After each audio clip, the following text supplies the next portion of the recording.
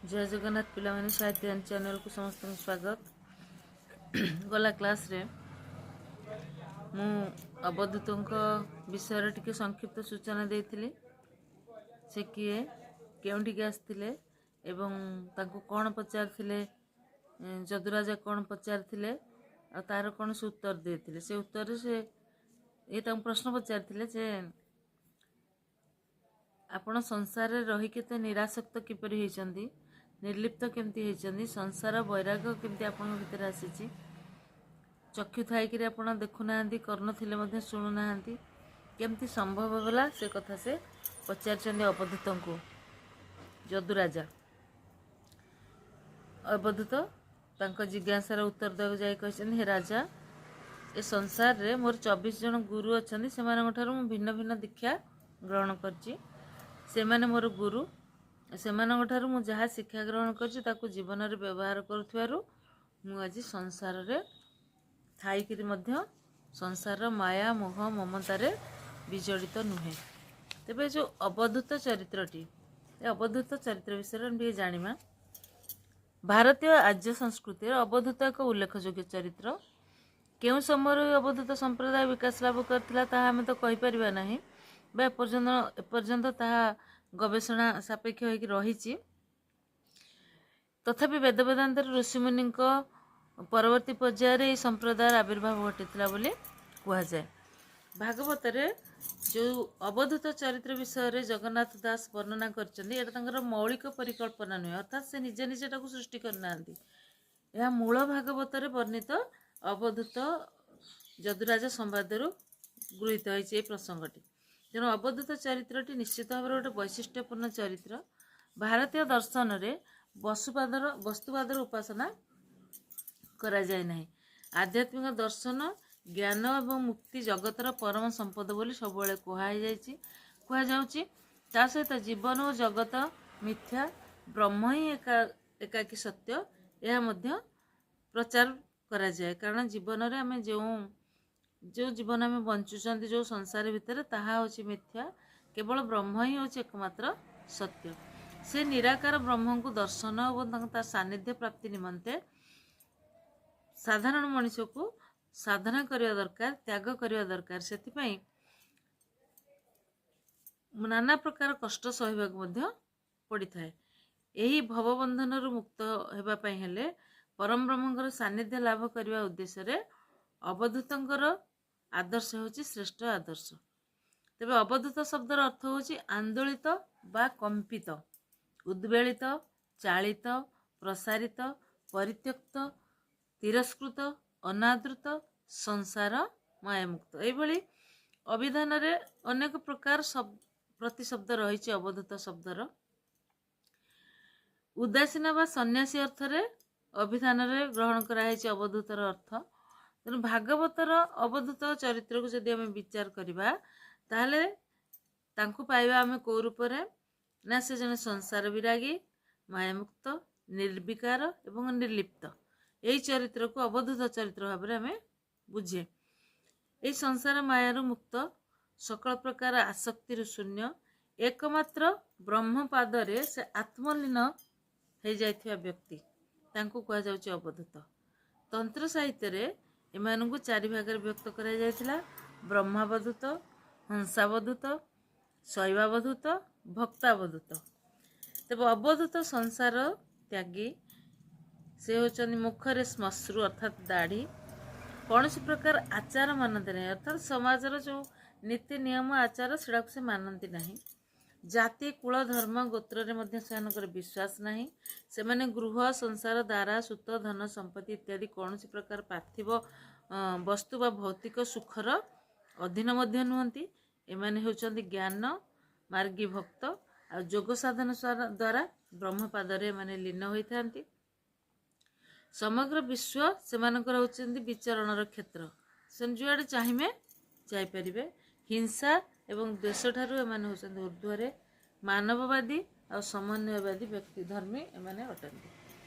ते भगवत रे अवधूत चरित्रटी गोटे वैशिष्ट्यपूर्ण चरित्र एथिपाई से होची परम वैष्णव। से वैष्णव अवधूत एक ब्रह्म, से ही विष्णु ବା କୃଷ୍ଣଙ୍କୁ ସ୍ୱୀକାର କରିଛନ୍ତି। ତେଣୁ ଭାଗବତରେ ଅବଧୂତ ହେଉଛନ୍ତି ବ୍ରହ୍ମବିଦ୍। ତେଣୁ ତାଙ୍କୁ ପରମ ପୁରୁଷର ଆଖ୍ୟା ଦିଆଯାଇଛି। ତାଙ୍କ ମତରେ ଏ ସଂସାର ହେଉଛି ବ୍ରହ୍ମସ୍ୱରୂପ। ତାଙ୍କରି ଠାରୁ ଜୀବ ଓ ଜଗତ ସୃଷ୍ଟି ହେଇଛି। ତାଙ୍କରି ଠାରୁ ସୃଷ୍ଟି ଏବଂ ତାଙ୍କରି ଠାରେ ଲୀନ ମଧ୍ୟ ହେଇଛି। ମନକୁ ଏକାଗ୍ର କରି ଯଦି ଆମେ ବ୍ରହ୍ମଙ୍କୁ ଆତ୍ମ ସ୍ୱରୂପରେ ଉପାସନା କରିପାରିବା, ତାହେଲେ ସେଇ ଅମୃତକୁ ଆମେ ଲାଭ କରିପାରିବା। ଆମ ଚିତ୍ତ, ଆମ ମନ, ଆମ ବୁଦ୍ଧି, ଅହଙ୍କାର ହିଁ ହେଉଛି ମାୟା ଜ୍ଞାନ। ଏ ଜ୍ଞାନ ଥିବା ପର୍ଯ୍ୟନ୍ତ ମନୁଷ୍ୟର ଜ୍ଞାନ ପ୍ରାପ୍ତି ହେଇପାରିବ ନାହିଁ। ଯେତେବେଳେ ସେଇ ମନ, ବୁଦ୍ଧି, ଅହଙ୍କାର ଏସବୁରୁ ନିଜକୁ ମୁକ୍ତ କରିପାରିବ, ତେବେ ଯାଇକି ସେ ଅଭେଦ ତଥା ଅଦ୍ୱୈତ ଜ୍ଞାନ ପ୍ରାପ୍ତି ହେବ। ଆଉ ଏଇ ଅଭେଦ ଜ୍ଞାନ ହେଉଛି ଦୁଇ ପ୍ରକାର। ଗୋଟେ ହେଲା ଐକାନ୍ତିକ ଅଭେଦ, ଆଉ ଗୋଟେ ହେଲା ଶକ୍ତିମାନ ଅଭେଦ। ସମୁଦ୍ରରେ ଘଟରେ ଜଳ ମିଶାଇଲେ ତଦାତ୍ମ୍ୟ ଭାବ ଆସେ। ଅର୍ଥାତ୍ ସମୁଦ୍ର ପାଣିରେ ଯଦି ଗୋଟେ ଢାଳର ପାଣି ନେଇକି ବା ଗୋଟେ ମାଠିଆର ପାଣି ନେଇକି ଆମେ ଢାଳିଦେବା, ସେ ପାଣିରେ କେଉଁ ଭାବ ଆସିବ? ସମୁଦ୍ରର ଭାବ ଆସିବ। କୌଣସି ଭେଦ ରହିବ ନାହିଁ। ବ୍ରହ୍ମଙ୍କ ସହିତ ଜୀବର ସମ୍ପର୍କ ହେଉଛି ସେଇଭଳି ଅଭେଦ। ଏ ସମ୍ପର୍କ ସୃଷ୍ଟି ହେଲେ ଜୀବନ କ'ଣ ହେଇଯାଏ? ମୋକ୍ଷ ହେଇଯାଏ। ଭେଦାଭେଦ କିଛି ରହେ ନାହିଁ। ପରମେଶ୍ୱରଙ୍କୁ ପ୍ରଭୁ, ନିୟନ୍ତା, ସୁହୃଦ୍, ସଖା, ପ୍ରିୟ, ମାତା ଆଦି ରୂପରେ ଉପାସନା କରାଯାଏ। ଅଭେଦ ଦର୍ଶନରେ ଆତ୍ମଭାବର ଉପାସନା ହେଉଛି ମୁଖ୍ୟ।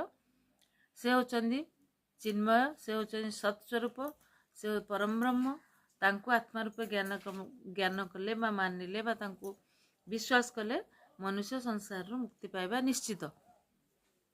ଯିଏ ନିଜର ଭଗବତ ଭାବରେ ସର୍ବଭୂତକୁ ଦେଖେ, ଉପଲବ୍ଧି କରେ, ସେ ହେଉଛନ୍ତି ପ୍ରକୃତରେ ଭାଗବତୋତ୍ତମ। ଅବଧୂତ ଥିଲେ ଏହି ଭାଗବତୋତ୍ତମ ବ୍ୟକ୍ତି। ସେ ତନ୍ତ୍ରର କି ଶୈବ ପରମ୍ପରାର ଅବଧୂତ ନଥିଲେ।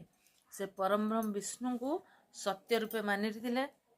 ତଥାପି ମଧ୍ୟ ପୃଥିବୀ, ଆକାଶ, ସୂର୍ଯ୍ୟ, ଚନ୍ଦ୍ର ଏ ସମସ୍ତଙ୍କୁ ଗୁରୁ କରି ନେଇଥିଲେ। ଚିନ୍ମୟ ସତ୍ତାର ସେ ଥିଲେ ଅଧିକାରୀ। ବ୍ରହ୍ମସ୍ୱରୂପ, ଜ୍ଞାନସ୍ୱରୂପ, ନିର୍ଗୁଣ ସନ୍ନ୍ୟାସୀ। ସେ ସମଦର୍ଶୀ, ସମସ୍ତଙ୍କୁ ସମାନ ଦୃଷ୍ଟିରେ ଦେଖନ୍ତି। ଅବିଚଳିତ ବ୍ୟକ୍ତି, କୌଣସି ଜିନିଷରେ ସେ କେବେ ବିଚଳିତ ବ୍ୟସ୍ତ ହୁଅନ୍ତି ନାହିଁ। ସବୁବେଳେ ତାଙ୍କର ହେଲା ପରହିତାୟ। ସବୁବେଳେ ପରର ହିତ କରିବା, ଉପକାର କରିବା ହେଉଛି ତାଙ୍କର ନିତ୍ୟ ଧର୍ମ।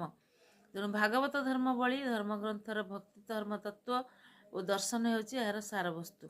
ମୋକ୍ଷର ମାର୍ଗ ଏହି ଗ୍ରନ୍ଥରେ ବହୁଳ ଭାବରେ ଦର୍ଶାଇ ଦିଆଯାଇଛି। ଏହି ମୋକ୍ଷ ମାର୍ଗର ଆଦର୍ଶ ହେଉଛନ୍ତି କିଏ? ନା ଅବଧୂତ ଚରିତ୍ର। ଏହି ଚରିତ୍ରକୁ କବି ଜଗନ୍ନାଥ ଦାସ ଏକ ଆଦର୍ଶ ଚରିତ୍ର ଭାବରେ ବର୍ଣ୍ଣନା କରିଛନ୍ତି। ମହାଭାରତ ଯୁଦ୍ଧର ପ୍ରାକ୍ କାଳରେ ଅର୍ଜୁନ ମୋହଭଙ୍ଗ ଉଦ୍ଦେଶ୍ୟରେ ବହୁ ଉପଦେଶାତ୍ମକ ବାଣୀ ଅର୍ଜୁନଙ୍କୁ କହିଥିଲେ। ସେହିଭଳି ଦ୍ୱାରକାରେ ପ୍ରଳୟ ସୃଷ୍ଟିର ପ୍ରାକ୍ କାଳରେ ଶ୍ରୀକୃଷ୍ଣ ନିଜ ପରମ ଭକ୍ତ ଉଦ୍ଧବଙ୍କର ମୋହଭଙ୍ଗ କେମିତି ହେବ, ସେଥିପାଇଁ ସେ ଯଦୁରାଜା ଏବଂ ଅବଧୂତ ସମ୍ବାଦଟିକୁ ବର୍ଣ୍ଣନା କରିଥିଲେ। ଉଦ୍ଧବଙ୍କ ପକ୍ଷରେ ମାୟାବନ୍ଧନ ଛିନ୍ନ କରିବା ଥିଲା କଷ୍ଟକର। ତେଣୁ ତାଙ୍କୁ ଏଇ ଅବଧୂତଙ୍କ ପ୍ରସଙ୍ଗଟିକୁ ସେ ଶୁଣାଇଥିଲେ। ଯଦୁରାଜା କେମିତି ଅବଧୂତଙ୍କ ସହିତ ତାଙ୍କର ସାକ୍ଷାତ ହେଲା ଏବଂ ସେ ତାଙ୍କୁ ପଚାରିଲେ ଯେ ଆପଣ ଜଣେ ଜ୍ଞାନୀ ପୁରୁଷ, ଆପଣ ଆତ୍ମାରେ କେମିତି ନିଜ ଆତ୍ମାରେ ନିଜେ କେମିତି ବିଲୀନ ହୋଇଯାଇଛନ୍ତି, ଏଭଳି ଆପଣଙ୍କ ଭିତରେ କେମିତି ଶକ୍ତି ଆସିଛି।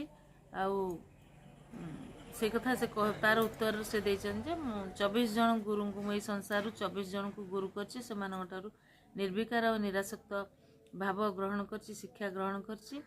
ସେଥିପାଇଁ ମୋର ଶରୀର ଅଛି, କିନ୍ତୁ ମୁଁ କୌଣସି ଜିନିଷ ଦେଖେ ନାହିଁ ବା ଶୁଣେ ନାହିଁ। ମୋତେ ସଂସାରର କୌଣସି କଷ୍ଟ ଦିଏ ନାହିଁ। ଆଉ ଶରୀର ମୋର ହେଉଛି ସ୍ପର୍ଶହୀନ। ବିକାରହୀନ ଭାବରେ ମାନ, ଅହଙ୍କାର, ମଦ ମତ୍ସ୍ୟାଦିକୁ ତ୍ୟାଗ କରି ଚିତ୍ତକୁ ଅବିଚଳିତ ରଖି ସେ ଜ୍ଞାନର ଅଭ୍ୟାସ କରନ୍ତି। ତାଙ୍କର ଦୃଷ୍ଟି ସମତା ଦୃଷ୍ଟି ଏବଂ ଭାଷା ହେଉଛି ସତ୍ୟ ଭାଷା। ଆଉ ସର୍ବଶୂନ୍ୟ ଗଗନ ପରି ଉଦାସୀନ, ନିର୍ଲୋଭ। ତେଣୁ ସେ ସବୁ ସ୍ଥାନରେ ଭ୍ରମଣ କରନ୍ତି।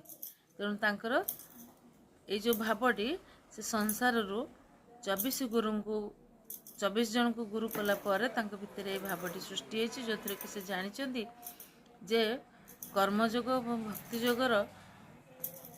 ଯୋଗରେ ମଣିଷ ଭଗବାନଙ୍କର ସାନ୍ନିଧ୍ୟ ପାଇବା ପାଇଁ କିଛି ବି କରିପାରିବ। ଫଳରେ କ'ଣ ହେବ ନା ତା ଭିତରେ ଯେଉଁ ରହିଛି ଭୌତିକ ଜିନିଷ ପ୍ରତି ଆଗ୍ରହ ତାହା ଦୂରୀଭୂତ ହେବ ଏବଂ ଭଗବାନଙ୍କର ଶରଣାପନ୍ନ ହେବା ପାଇଁ ସେ ନିରାସକ୍ତ ଜୀବନଯାପନ କରିବ। ଏଇଟା ସେ ଅନୁଭବ କରିବା ଫଳରେ ସେ 24 ଜଣ ଗୁରୁଙ୍କୁ କରିଥିଲେ। ତେବେ ଅବଧୂତ ଯେତେବେଳେ ଯଦୁରାଜଙ୍କ ନିକଟରେ ଉପସ୍ଥିତ ହେଲେ ସେତେବେଳେ ତାଙ୍କୁ ସେ ସମ୍ମାନର ଆସନରେ ବସାଇଲେ, ଆସନ ଗ୍ରହଣ କରାଇଲେ। ଆଉ ତାଙ୍କ ଶରୀର ଥିଲା ସୁନ୍ଦର ପ୍ରଶାନ୍ତ ମୁଖମଣ୍ଡଳ, ମନରେ କୌଣସି ପ୍ରଶ୍ନ ନଥିଲା, କୌଣସି ସଂଶୟ ନଥିଲା। ଧନ ସମ୍ପତ୍ତି ଗୃହ ବନ୍ଧୁ ହୀନ ଅବଧୂତ ଆନନ୍ଦମୟ କାଳାତିପାତ କରି ପ୍ରଫୁଲ୍ଲ ମନରେ ପରିଭ୍ରମଣ କରୁଥିଲେ। ସେଇ ତାଙ୍କର ଏଇ ଯେଉଁ ଆନନ୍ଦ, ସେ ଆନନ୍ଦର କାରଣ ଜାଣିବାକୁ ରାଜା ଇଚ୍ଛା କରିଥିଲେ। ଆଉ ଅବଧୂତ ତାଙ୍କୁ ପ୍ରଶ୍ନର ଉତ୍ତର ଦେବାକୁ ଯାଇ ନିଜର 24 ଗୁରୁଙ୍କ ବିଷୟରେ କହିଥିଲେ। ଏବେ ଗୁରୁ ବିଷୟରେ ଟିକେ ଆମେ ଆଲୋଚନା କରିବା। ଗୁରୁବାଦ ଭାରତୀୟ ପରମ୍ପରାରେ ସାଧାରଣତଃ 4 ଜଣ ଗୁରୁ ଅଛନ୍ତି। ପିତା, ମାତା, ବିଦ୍ୟା, ମନ୍ତ୍ର, ଗୁରୁ। ପିତାମାତାଙ୍କୁ ଜାଣିଛନ୍ତି, ଯେ ବିଦ୍ୟା ଦିଅନ୍ତି ତାଙ୍କୁ ଜାଣିଛନ୍ତି, ମନ୍ତ୍ର ଦିଅନ୍ତି ତାଙ୍କୁ ଜାଣିଛନ୍ତି, ସେମାନେ ହଉଛି ଏଇ 4 ଜଣ ହେଉଛନ୍ତି ଗୁରୁ। କିନ୍ତୁ ଅବଧୂତଙ୍କର 24 ଗୁରୁ ଥିଲେ। ଆଉ ଏଇ 24 ଗୁରୁ କରିବା ପାଇଁ ସେ କାହାର ଶିଷ୍ୟ ହେଇନଥିଲେ, ନିଜେ ସେମାନଙ୍କୁ ସେ ନିଜେ ଗ୍ରହଣ କରି ତାଙ୍କ କ୍ରିୟାକଳାପରୁ ଶିକ୍ଷା ଗ୍ରହଣ କରିଥିଲେ। ଏହା ହେଉଛି ଭାରତୀୟ ପରମ୍ପରାର ଗୁରୁବାଦ ଓ ଅବଧୂତଙ୍କର ଗୁରୁବାଦ। ଯେଉଁ ଅବଧୂତଙ୍କ ଗୁରୁବାଦ ଦାର୍ଶନିକ ଭିତ୍ତି ଉପରେ ପ୍ରତିଷ୍ଠିତ ଥିଲା। ଏଥିରେ ଆଧ୍ୟାତ୍ମିକ ଦର୍ଶନ, ଦର୍ଶନର ମୁଖ୍ୟ, ବୈରାଗ୍ୟ ଦର୍ଶନ, ମୁଖ୍ୟ ଦର୍ଶନ ଏଇସବୁ ଗୁଡ଼ିକ ଥିଲା। ଅବଧୂତଙ୍କ ଗୁରୁବାଦ ପ୍ରତିଷ୍ଠିତ ଥିଲା ଏଇ ସବୁ ଦର୍ଶନ ଉପରେ। এই ଦର୍ଶନର ମୌଳିକ ଉଦ୍ଦେଶ୍ୟ ହେଲା ଆତ୍ମାର ସନ୍ତୋଷ, ଭୋଗ ସମ୍ଭୋଗ ଲାଳସା ଏହାକୁ ତ୍ୟାଗ କରି ଦେହ ଏବଂ ସଂସାରକୁ ଅନିତ୍ୟ ଏବଂ ଅସାର ମନେକରି ବ୍ରହ୍ମପଦକୁ ଏକମାତ୍ର ସାର ମନେ କଲେ ଜ୍ଞାନ ଯୋଗ ବଳରେ ବିଷ୍ଣୁପଦ ଲାଭ ହୋଇଥାଏ। ଏଇଟା ହେଉଛି ଚିରନ୍ତନ ସତ୍ୟ। ତେଣୁ ସଂସାରରେ ଥାଇ ମଧ୍ୟ ସେ ନିଷ୍କାମ କର୍ମ ସାଧନା ଫଳରେ ସେ ଗତିଶୀଳ ହେଉଥିଲେ। ସଂସାର ମାୟା ପ୍ରତି ସେ ଦୁଃଖୀ ବା ଆସକ୍ତ ନଥିଲେ। ଦୁଃଖକୁ ସ୍ୱୀକାର କରିନେଲେ ଦୁଃଖର କାରଣ ଏବଂ ଦୁଃଖ ବିଚ୍ଛେଦର ଉପାୟ ବିଷୟରେ ଗୁରୁବାଦରୁ ମଧ୍ୟ ପ୍ରେରଣା ମିଳିପାରିବ, ଏହା ତାଙ୍କର ବିଶ୍ୱାସ ଥିଲା।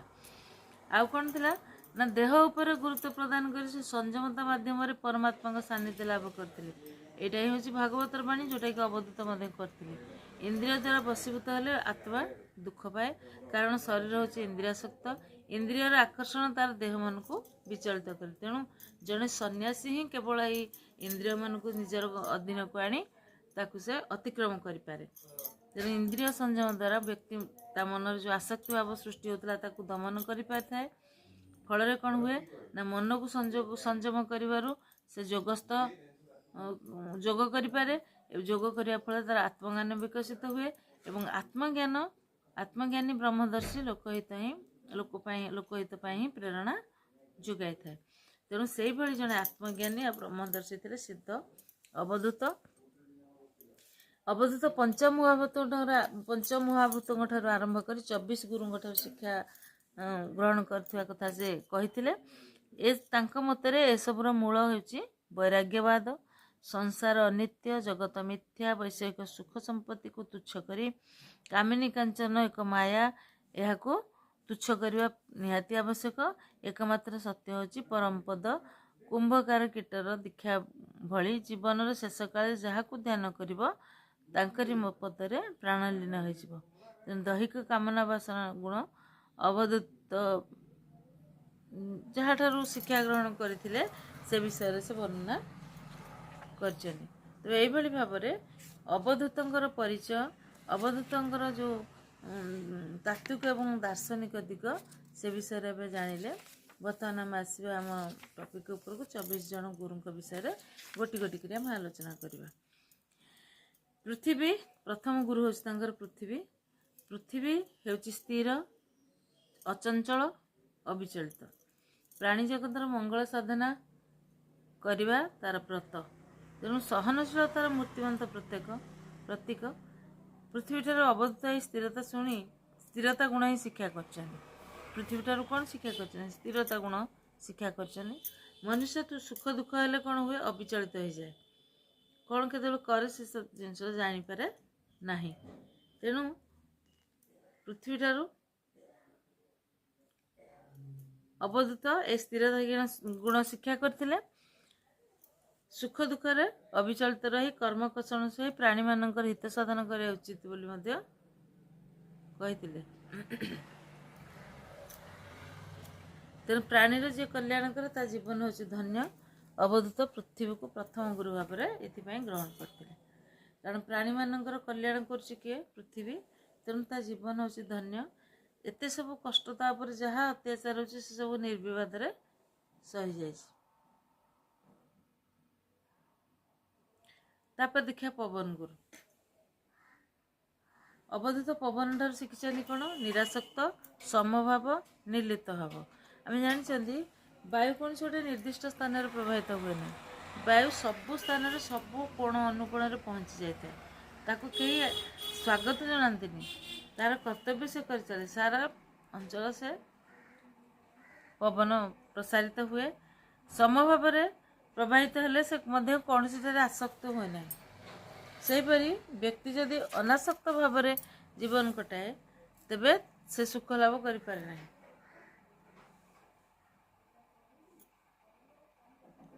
अवधूत पवन को गुरु करी समस्त मध्य रहिले भी कहा सहित मिशंती नहीं बोली से पवन ठारू एटा शिक्षा कर। तेणु पवन होचन द्वितीय गुरु। नेक्स्ट क्लास अन्य गुरु मान विषय पढ़िया। पिलाने चैनल को सब्सक्राइब कर, अधिका शेयर कर, तब जाकर मोर आउ अधिक आस नुआ नुआ वीडियो एमती मुझे तुम पाखे उपस्थापन कर रही।